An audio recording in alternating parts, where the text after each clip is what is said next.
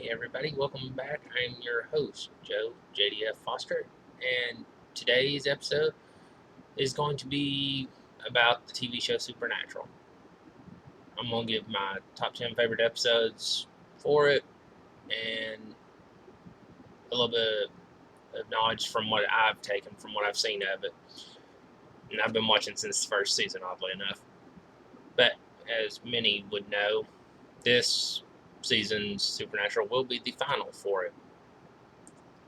And so that's the reason why I chose today to do the episode list for my favorites on it. One thing about the great Supernatural is that it started in 2005, which means it's been running 15 years, which is about as long as Criminal Minds, NCIS, and,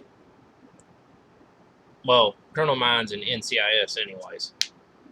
And it's one that's actually not a police procedural show.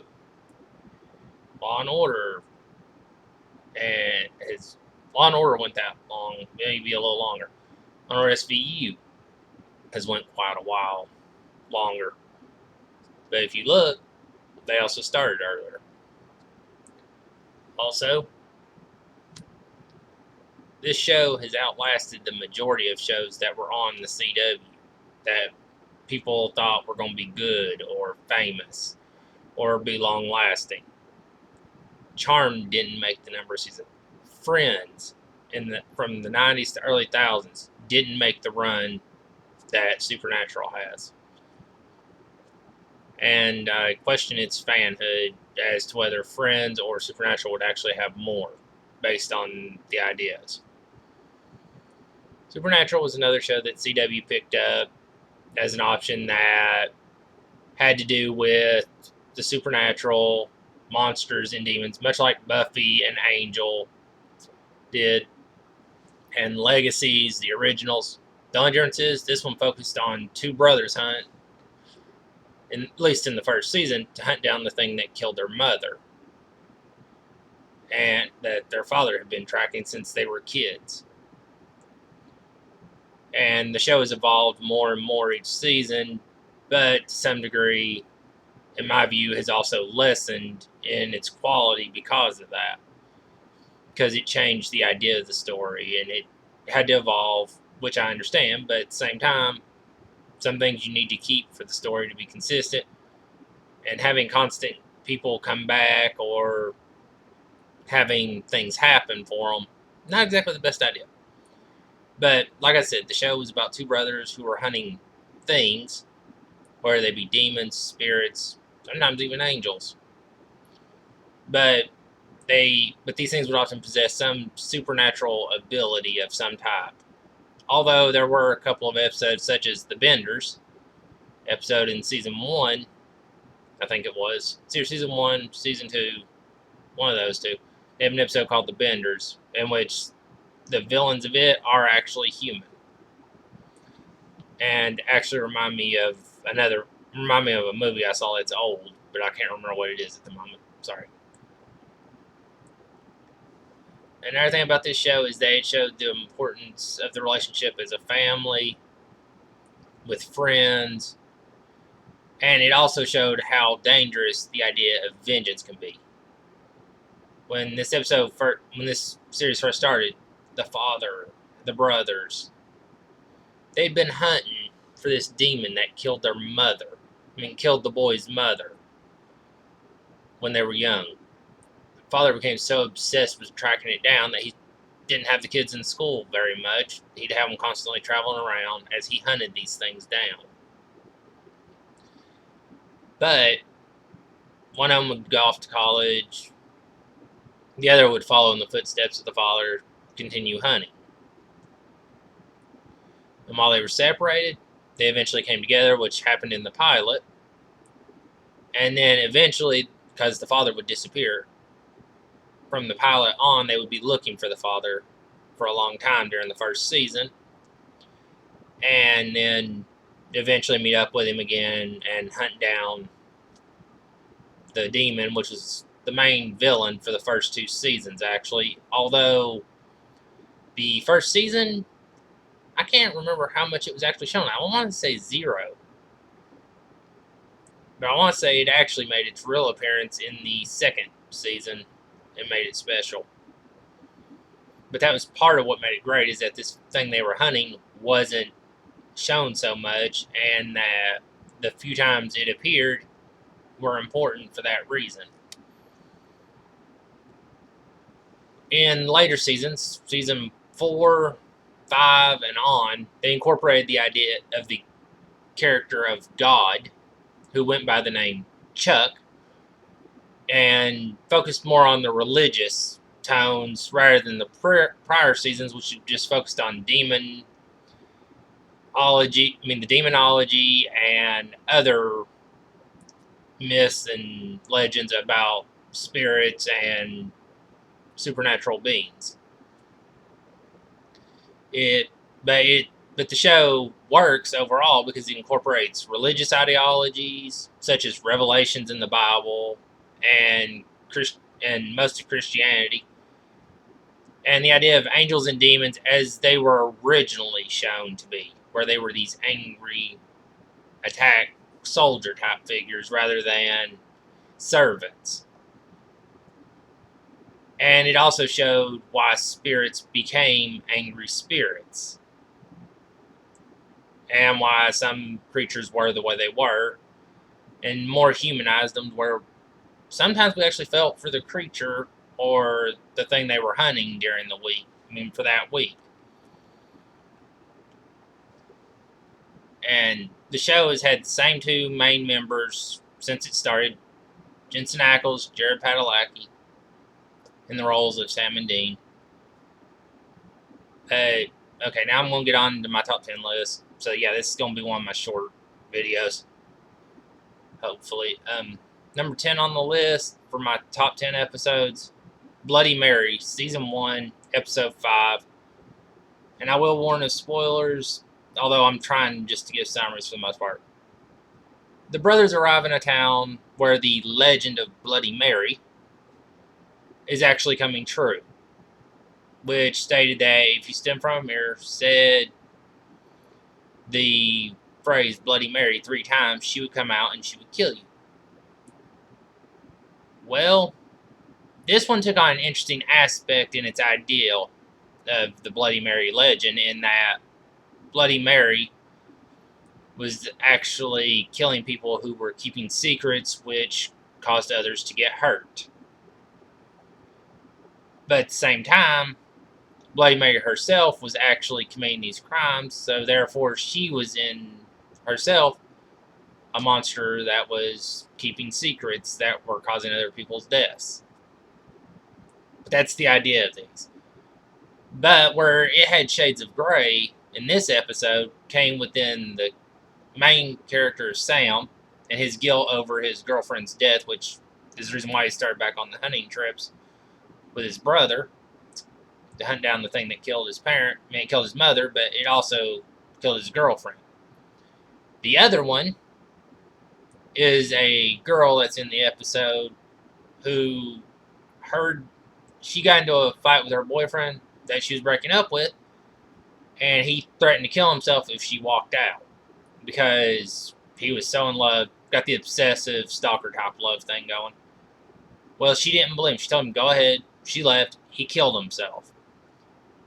And the character of Dean points out a good fact, that in this case, the girl and Sam, how they felt was guilt, but it wasn't actually their fault for the deaths occurring. And this was unique in that way because most spirits hunt down somebody who is doing something wrong. These people these 2 particular that it was wanting to kill didn't do anything wrong. It's just one of them didn't want to believe these nightmares they'd been having. And the other one was feeling just as guilty over the death of somebody because of something they said. So it was an unfair thing. But the spirit, as Sam stated, wasn't seeing shades of gray in this. It was black and white. Somebody got hurt. over a secret they kept.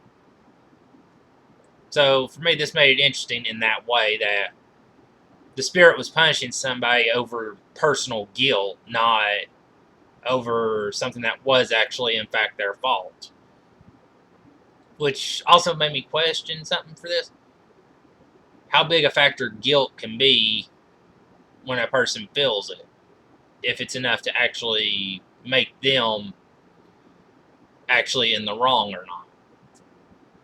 And most of my episodes, well, from what I can remember, the episodes I enjoyed, majority of them are season 1 through 5. After that, like I said, to me, the quality went down. And then it would pick up here and there to save it. But overall, I recommend the first 5 seasons at most. But the first 3 were really good. And the 4th one, had its. I mean, it was good, but it wasn't as great as the prior 3. And season 5 pretty much dropped from season 4, but it had its moments as well. But I do recommend that you actually watch the entire series, because it is actually worth it. Now, back to my countdown. Number 9 on the list, from season 4, episode 16, On the Head of a Pin. In this during season 4, Dean had been brought back, and the idea was they were supposed to be stopping the demon Lilith from breaking the seals in order to stop the apocalypse from happening and freeing Lucifer from his cage. Well, Castiel and Uriel, 2 angels, were sent to help Dean in his way to do this, and they had brought Dean back, as season 3 will show you for the reason why they brought him back. And why they had to bring him back. But anyways, well, during this time, members who were in the garrison that Castiel and Uriel belonged to were getting killed. And they couldn't figure out who was doing it or how. Well, they'd captured a demon during this time named Alistair, who had a previous engagement with Dean, as is revealed during this season. Well, in order to try and get the information,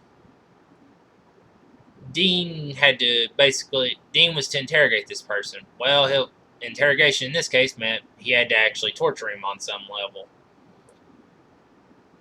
And one of the ideas I liked that Dean came up with was the idea of using holy water in a syringe and actually injecting it into him. Because to a demon, you get it on whatever meat suit they were wearing naturally, the holy water burns them. So the effect of it being being under the skin, makes me think it would be more like what happens when you give heroin to somebody or cocaine. But not the positive effect of it. The actual negative effect when it starts dropping you to hell. In the case of heroin, as heroin was once known as the drug that took you to heaven and dropped you to hell. Angel, the TV show, actually did a variant on this with a drug they had. I think they called it Orpheum or Orpheus or something like that. But it sounds like the name of a Greek god, if I remember correctly. But the idea was, you took the drug. Well, it took you to heaven for the high rise of it. But then the down part, like heroin, it dropped you to hell. Unlike heroin, though, because it was magically enhanced, when it took you to hell, it left you there because it was so strong because of the magical effect. Heroin, in real life, it'll either kill you or it turns you into an addict almost instantly majority of the time instantly, because the rise and the drop are so steep that it makes you want to crave more, because your body almost instantly wants to crave more in order to get that high feeling again. Anyways, back to my point. With this episode, they were torturing the demon in order to find out who was doing this. Well, Sam had tapped into this special abilities that he had from season 3 that he wasn't able to use. He hadn't learned to fully use yet. Well, during this season, he'd already learned how to use them and started picking them up a lot more and a lot harder, and he was going to use it to kill the demons. in order to get his brother back. Well, the problem is, in order to do this, it required demon blood for him to feed on like a vampire in order to get that vitality and feeling that it gave. The story, as I said, I will state spoilers in this because of how I'm doing it, although I tried to summarize. They discover that Dean was actually the one who broke the first seal to start the apocalypse because of a prophecy that was written. Not naming Dean specifically, and Alistair actually thought it would be the boy's father.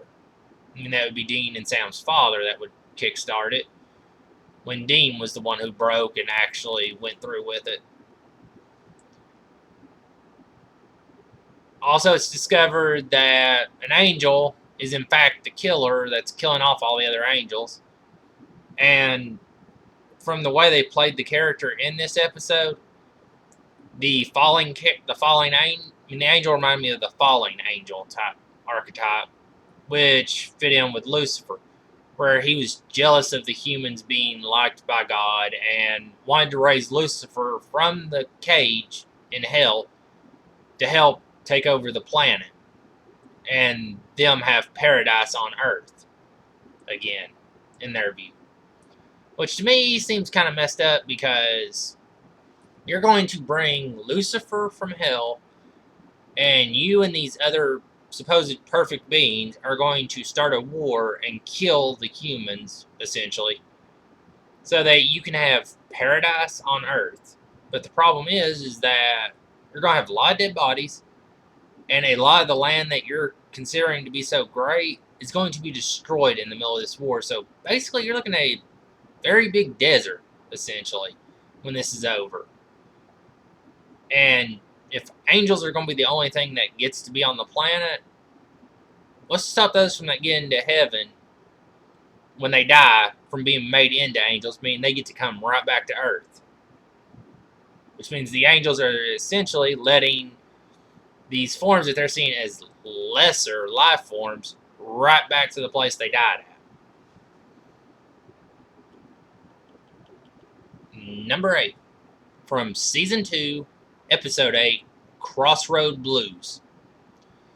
Sam and Dean come to a town where they start investigating, where people have been reportedly hearing these black dogs and being attacked by them, though neighbors and anybody else didn't see these animals. Well, it turns out what these people were in fact seeing was what's known as a hellhound. Demonic pit bulls was, I think, how they actually phrase it in the episode.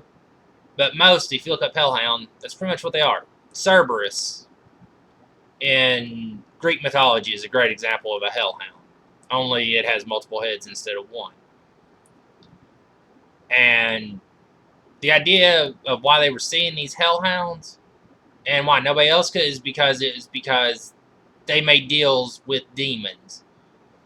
And the deal with a demon generally lasts 10 years, and then the hellhound came to get you, to take you to hell for your punishment of eternity, because what you traded for in that 10 years, you traded your soul for whatever you got out of it. One thing I did enjoy about this episode is that it explored the legend behind Robert Johnson. If you haven't seen the show before, hopefully you can ask your grandparents. Maybe some parents will know about this, but ask grandparents and great-grandparents. Robert Johnson was a famous blues musician, considered to be one of the earliest, one of the greatest. And I actually knew of his music before I saw this episode because of a class I took. And then I saw this episode and I liked the music even more, because I actually heard the songs in a class. Like I said, I heard the song, heard about the stories behind it when I was taking this class. Well, then I turned around and saw this episode where it explored the legends, and they actually got it pretty close to the way the legends actually spoken in the class that I took. And it mentions his songs, which include Crossroad Blues, Hellhound on My Trail. both which are supposed to be occult references in general. Well, the idea of the Crossroad Blues is that he makes a in the song is that he makes a deal with the devil. Hellhound on My Trail is, according to occultists, the idea that Robert Johnson's deal came due and it's how he was punished. The Hellhound came after him. What's really interesting about this is that Robert Johnson in real life was known to be a bad. I mean, he was known to have decent music skills, but not enough that he was going to get popular. And his career wasn't going anywhere. And his wife, was actually a video. There was actually a thing on Netflix about him at one point because I actually watched it and it impressed me because his wife actually wanted him to give up music because he wasn't going anywhere. He wasn't getting famous, so they had no shot in her view. He should just get a regular job because he had a child on the way. Well, he told his wife that he would give up music. What he did was, in fact, he lied to her, and he continued secretly. Well, at one point, when she was going into labor, he was actually miles away in another town, and he put on a show where miracle happened, and he was actually loved by all these people suddenly because he was like this amazing player they had never seen. Although he had been booed in this town previously. So people were wondering, how did he suddenly get so good? Legend goes, he sold his soul in order for the music talent, which the episode actually mentions also. And like I said, I'm actually a fan of the music because it's wonderful, but some of the things they say in it actually makes me question whether it's occultist or if he could actually have been written about if Robert Johnson could have actually been writing about relationships in general. The Crossroad Blues, he makes a deal with the demon, supposedly, that takes his soul. Which say that wasn't the idea of him being scared about marriage and thinking he might have made a mistake at the time. And Hellhound on My Trail, his soul was going to be taken. He had lost. And his wife was angry and wanting him to give up music. Again, emotional states, metaphorically speaking, these could have been what those were actually about, was his relationship issues that he was having. Which is why The Devil in Me, I think is the name of the song, could actually have been about him and his wife having an argument in the first place.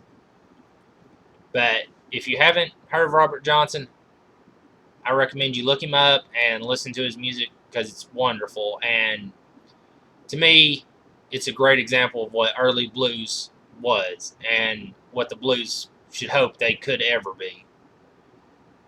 Though B.B. King actually came pretty close. Number 7, from Season 3, Episode 1, The Magnificent Seven. Well, in this episode, months after what's supposed to be taking place months after the events of Season 2's ending, which is also on my list, is why I'm not saying it, the brothers are out hunting. And they come across this house where these people are sitting on the couch and are skeletons. Well, later on, it's revealed why this happened, because it turns out the brothers have come across the living embodiment of the 7 deadly sins. 7 demons who are the human sins personified to the extreme. And again, this one focused on the Christian mythology, as you can tell with that idea. This also marked the first appearance of the character that would become known as Ruby. In Season 3, played by Katie Cassidy. In Season 4, played by Jared Padalecki's wife, whom he's still married to. Congrats to him on that. But with the idea, like I said, Katie Cassidy, I think, was a better role for the character of Ruby because of something that was later revealed after Season 3 ended. I mean, after Season 4 actually ended, and a lot of fans had the same question I did. But this marked the first appearance of Ruby's character, though she is unnamed in this particular episode. Like I said, it's them versus the seven deadly sins. And Ruby, as many fans would know, became a big part of season 4's storyline. And she was decent throughout season 3's. Well, one of the things that creators were asked, like I said, I had the same question, is why Ruby became such a villain in the 4th season. Well, it turns out the creators had this plan from the beginning. In my view, Katie Cassidy would have been better for this role because Jared's wife, yeah, she looks nice, but she has that look like she could turn on you instantly, given the opportunity.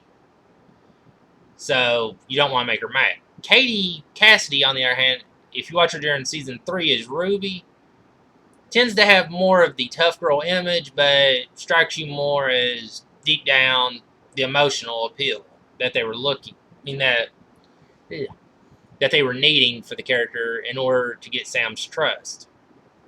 In season 4, Jared's wife actually makes sense because she's got this angry look on her at times that matches up with the character's personality. So while I disagree with getting rid of Katie, I think Katie could have done season 4 as well, and then they got rid of her. But season 3, Ruby, I liked better because of how it was played.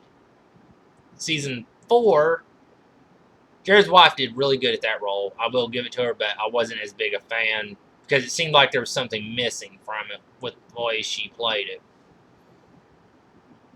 But it turns out the creators had always planned for Ruby to be this character who betrayed them, who would betray the brothers in the end.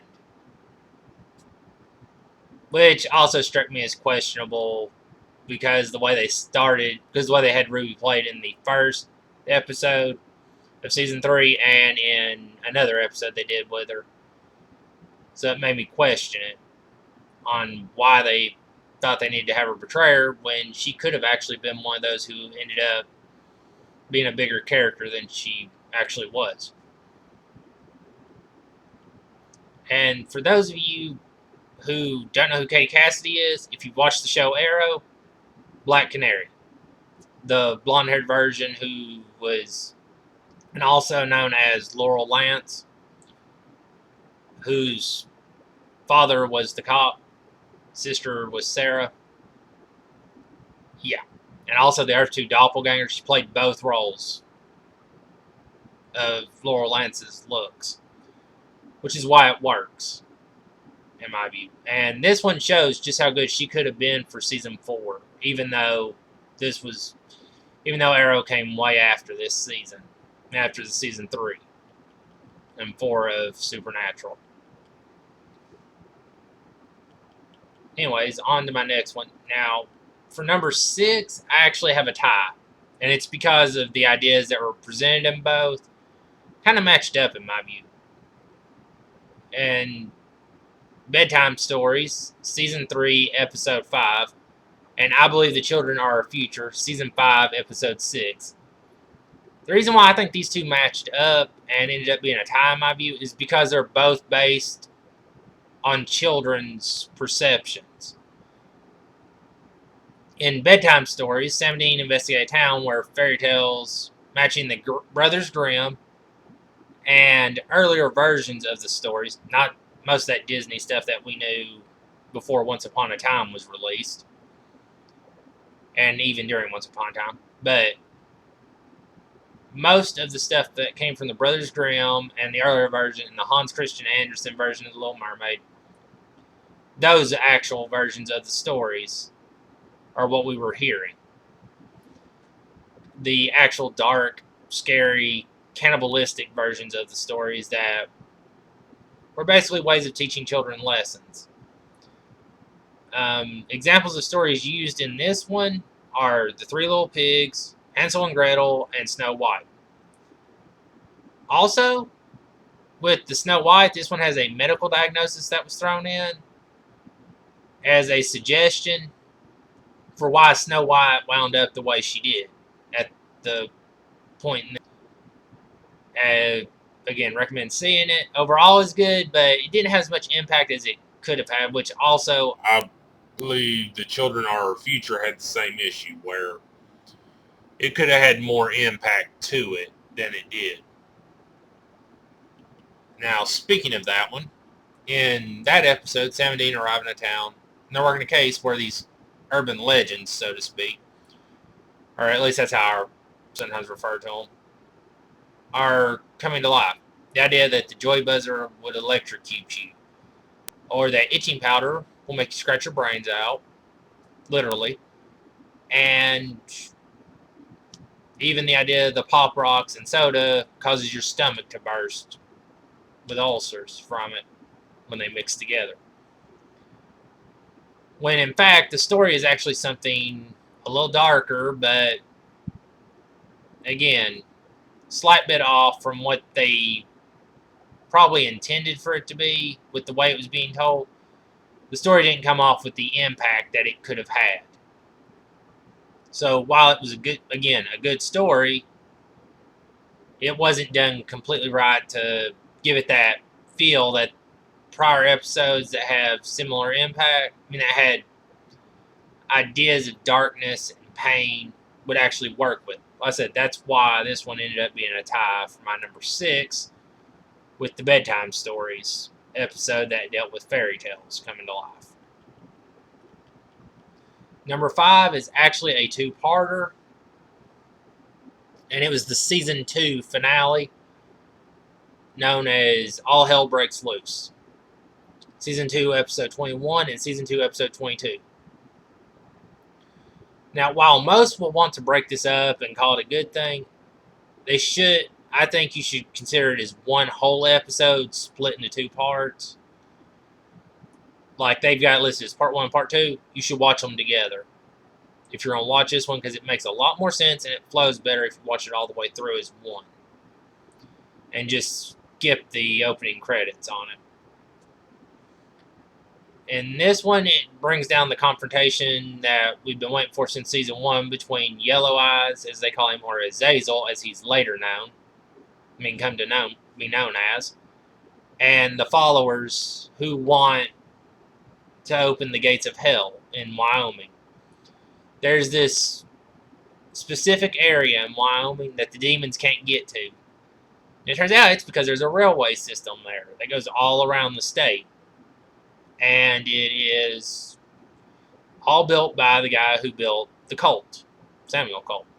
But this cult he built was made during the passing of Halley's Comet, and supposedly kills any demons. Doesn't matter how powerful they are, it'll kill them. Well, Colt had also been known for being a preacher, which actually is something that was true in real life. Before the guns thing became his most known thing, he was actually a preacher. And, well, in this one, it had it that he built a railway made of pure iron that went around the state of Wyoming. Well, when it formed, the area it covered formed what's known as a devil's trap, or the pentagram, so to speak. Well, demons can't cross it because the trap was keeping them out. So they needed the cult to go to this cemetery and unlock a door there so that it would break the protection of the devil's trap, and at the same time open up the doorway in the cemetery that was a direct gateway to hell, known as a devil's gate, because it was a doorway to hell.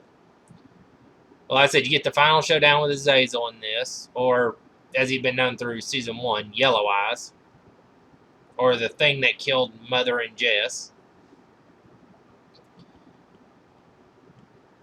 And this one I liked because it brought the father back for the episode, and it showed how much the brothers' relationship had evolved since the beginning of season 1, and how important everybody was to them.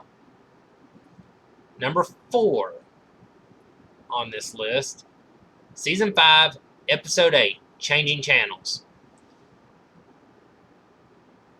Well, in season 5, the brothers are getting ready for Armageddon to actually begin, where Lucifer's supposed to take over Sam's body. Dean's supposed to be possessed by Michael when the actual war breaks down between the two.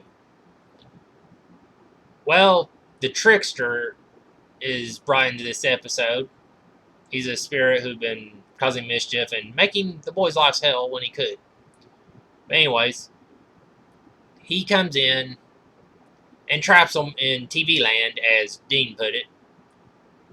Or was it Sam? I can't remember which exactly, but one stated it as TV land. But the idea is they're trapped in TV shows and commercials. And the deal was they survived 24 hours of the TV land, and the trickster would actually hear them out. And as they go through it, they come to a realization about the trickster, that he is in fact not who he states he is. And one of the ways he gives it away is about how he talks about Revelations and Armageddon, and how the final battle between the two has to happen. I mean, it's going to happen, and these two ought to just buck up, play their roles, and be happy with it. Well, while they're talking about it, Dean realizes personally on his own that the trickster is in fact an angel. What makes this really interesting is that it's the angel Gabriel, who had the great horn in some versions, and in others he had an actual weapon. But anyways, the idea is they're wondering why Gabriel didn't want to be involved in the fight. Gabriel didn't want to be involved in the fight, it turns out, because his brothers are going to kill each other, and there's nothing he can do about it. But he wanted them to play the roles because he truly believed at that time that there was nothing they could do to stop it from happening. Which made Sam and Dean even more mad, because with Dean, he saw it as Gabriel was being a coward who couldn't stand up to his family. Instead, was going to let him have this all-out war that was going to kill a lot of people just because of that reason, because he wasn't willing to stand up to them. Number 3, Season 1, Episode 11, the episode known as Scarecrow. The episode starts out, Sam and Dean have talked to their father, got coordinates for this new place he wants them to go to check on a case.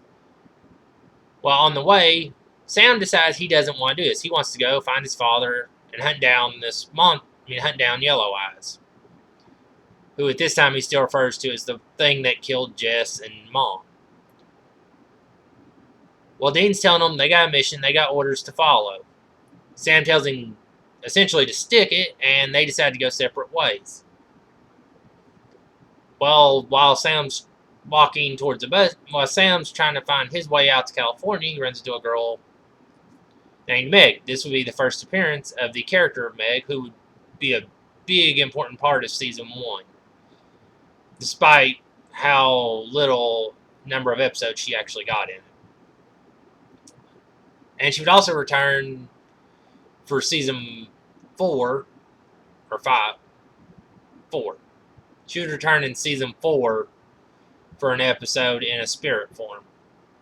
But in this one, it's a character named Meg. He meets on the side of the road. Well, she decides to leave him and trust this shady van guy, as Sam put it. And then they end up meeting at a bus station and talking.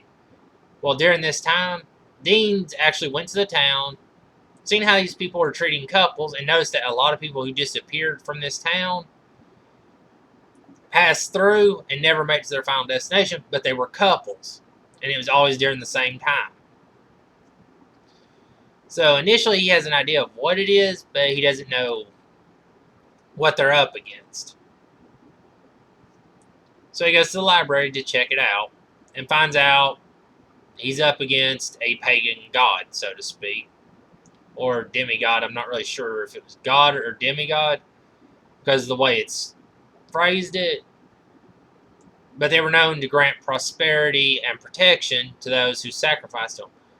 More often than not, they would sacrifice a man and a woman to this creature in order to get this protection for a whole year.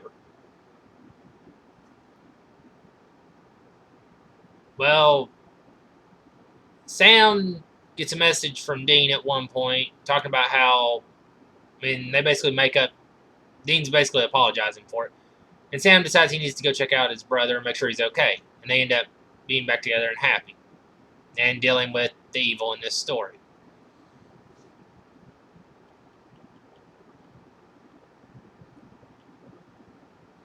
And at the end, Dean's telling Sam he can leave and go to California if he wants. But there's still a chance in that he would go on his own. Well, Sam changes his mind, decides that while he wants to find their father and meet up with him and hunt this thing that killed his girlfriend and his mother, first, for the time being, he's going to stay with Dean and they're going to work together to kill what they can in the process. And help as many people as they can. Number 2 on the list. Season 1, Episode 1, the pilot episode. We're introduced to the brothers, one who's at school and one who comes to visit his brother. Dean comes to visit Sam at college because, well, he needs his brother because their father's been on a hunt and hasn't been home in a few days. Initially, this sounds like, yeah, your traditional thing, like, father's probably drunk and just needs somebody to go get him.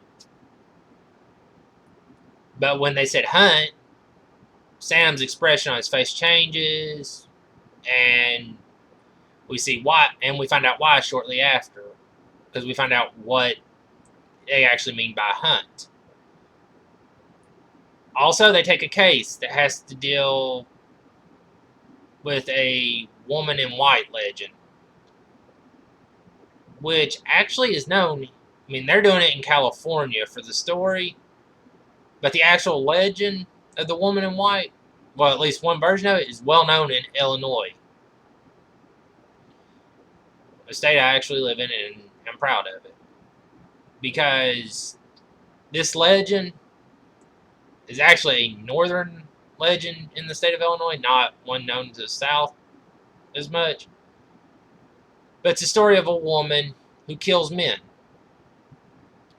who are known to be cheaters. But the woman in white legend also has another side effect that was known to it that actually gets argued in Illinois' legends. There's some who believe the original legend, or the early legend that I heard of it, which Supernatural brought forth, that she killed her kids, then she killed herself, and so she's trapped and she's killing cheating people. People who cheat. And actually, it's not just men in that version, it's women also. Then there's the other version where she just killed herself after finding out her husband was cheating. And now she kills those who she senses are cheaters and are actually, in both versions, the ones who pick her up who are known for cheating. And if you listen to a band called Blackmore's Night, they actually have a song that's based on this particular legend, or that's about this legend. It's called I Guess It Doesn't Matter Anymore. Talks about, the opening line of it talks about rainy night and all that and some other things, but this is actually what the song's about, is about this particular legend of the woman in white. Another thing I noticed in this is that when it's going through the photos on the wall, the pictures on the wall when the brothers go to a hotel room that their father had stayed in, I like how it tied it into other legends, such as the Pied Piper, where something seduced the victims into their deaths. Like with the Pied Piper of Hamelin, he seduced the rats to their death with music, and he seduced the children to leave the town when he punished the town because again, the music put him in a trance state and had him following. But what's interesting about the Pied Piper of Hamelin tale 3 people survived that. I mean, 3 kids survived. One who had a disease that made it hard for him to walk. Another who was deaf and couldn't hear the music. And the third was because they were actually at church, so they weren't with the children when they got taken.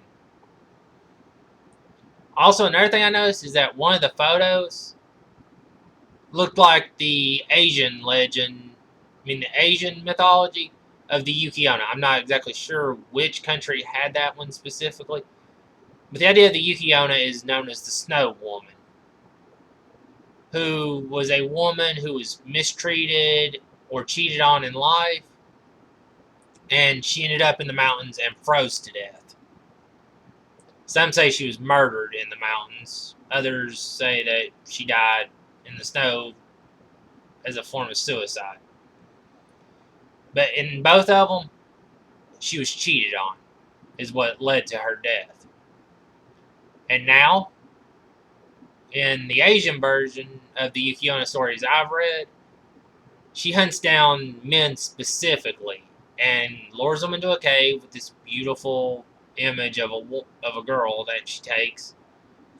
Woman, girl, lady. You take your choice on the phrasing, but she takes the form of a female figure that's attractive to the male, lures them into a cave or out to the frozen area, hidden away from anybody who can see them, and she tries to seduce them, but at some point turns it into a murder situation, which essentially was the same idea that the woman in white was taking. The one question I have with this one is when they try to connect it to the Mexican legend of La Llorona, or the Weeping Woman, because it made me actually question this, because if I'm correct, that's 2 different stories there in the ideas. But I'm not 100% on that one. So they might have been similar in that idea, but the version they used in the show sounds like a different legend from the La Llorona that I remember reading when I was in school. Though that might have been what the movie version was. My number 1 episode, though, of Supernatural, Season 1, Episode 19, called Provenance. The idea of this one is 17 end up at this art museum. At this museum. Or, not museum, auction house. Sorry. Brain freeze there. They end up at this auction house where these owners have recently died and all their stuff's up for sale. Well, one of the things that this person has noticed is that, that's in their dad's journal that they've been reading, is that these people who died bought something that everybody else over time, starting in 1912, as the earliest date they had listed, and then during the 40s, then another time, and then when the Supernatural episode takes place, had bought something that was causing the death of the owners of whatever it was they bought. Well, the nice twist to this story and how it's told and presented is that the thing that's that's causing the death, is this painting. And it's not just a painting, it's a haunted painting. And it also presents that the painting isn't just killing, it's also trying to protect people and warn them. And as the story goes on, like I said, it adds a nice twist. And something I found interesting about this one is that the girl in the auction house, instead of taking an interest in Dean as most girls did, this one took an interest in Sam. And Sam, for the first noticeable time since his girlfriend's death in the first episode of it, had started showing at least some interest in the girl who was showing feelings towards him. Well, with the way this went, the reason why I found this interesting is because I don't remember this girl making another episode. After that, they make references to going to visit her. But I mean, they make references like we could go visit her or something like that, like a passing response, but they don't actually do it. And so it raises the question of why wasn't she brought back? Because it would have made an interesting episode, in my view, for that to have happened. But anyways, that was my top 10, my reasonings behind it. And though part of me would like to see it go on for another season, I don't see it happening, as this is supposed to be the final season. I think it's actually right that it should end this season, as I stated. The quality has gone down, and while it's had moments where it's like, ooh, this could be saved to some extent, I don't see it happening. Leave a comment telling me what your favorite Supernatural episode was, or what you enjoyed about the show, or the series anyways. The show, the series, the episodes, what you enjoyed about them, and what your favorite one was, as well as what you think an upcoming episode will be, or should be, for me to do, because, like I said, I read the comments, and I like to know what people think. Until next time.